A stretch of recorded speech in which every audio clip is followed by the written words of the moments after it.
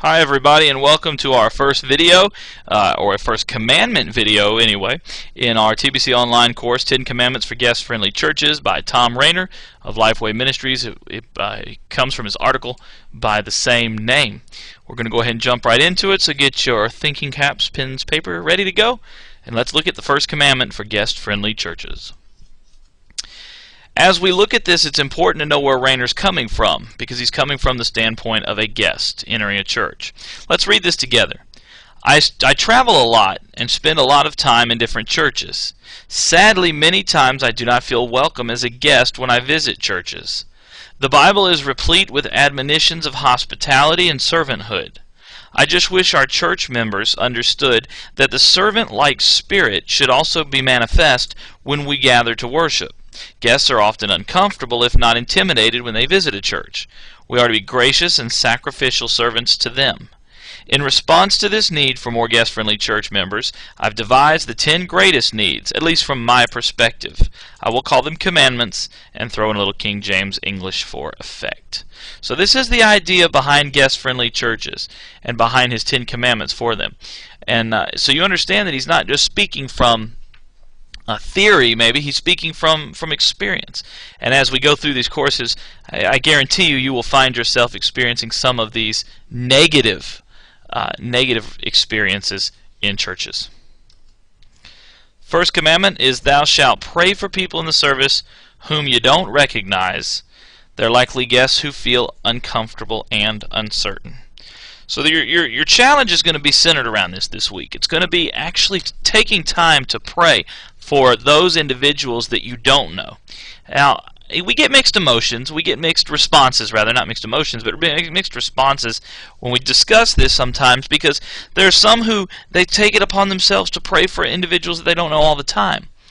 But there are some that it just never crossed their mind to pray for somebody that they didn't know. And some feel inadequate. Well, I don't know what their needs are. I don't know if I can be praying for them. They may be in a better place than I am. How could I pray for them? There's just excuses to not pray. We can pray for somebody that we don't know. We can pray for their situation, even if we don't know what it is.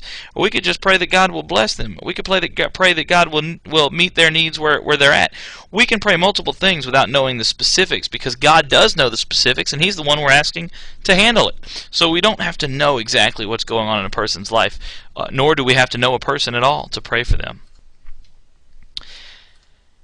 1 Thessalonians 5:17 tells us that we are to pray continually, or pray without ceasing. On Billy Graham's website, a question was posted. Here's the question. It said, what good does it do for me to pray for someone I hardly know?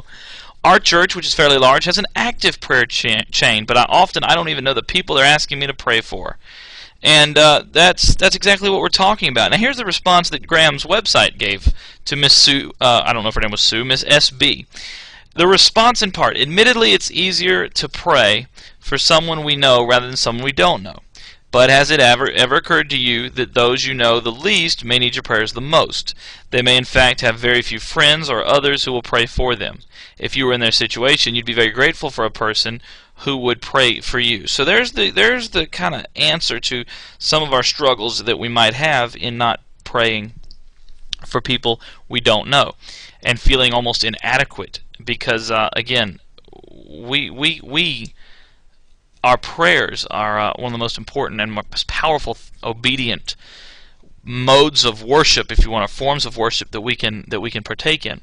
And so anyway, it's important for us to understand that.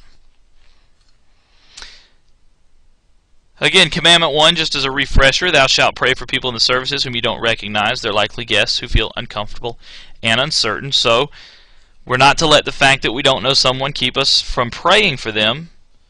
Prayer is the foundation of our own evangelistic ministry, and thousands of small prayer groups may be organized in a city in advance of an evangelistic mission. How many times have we been in situations where we've prayed for people who have been... 9/11 was a good example of how we band together and prayed for people that we didn't know.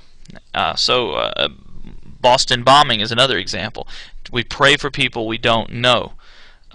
You may have known people there, but at the same time, I'm sure that you prayed for more than just the people you did know, if you knew anybody who was involved in that. It's the same for our church. It's the same on Sunday morning. James 5:16 tells us that the prayer of a righteous man or woman is powerful and effective. The prayer of a righteous person, in other words, is powerful and effective.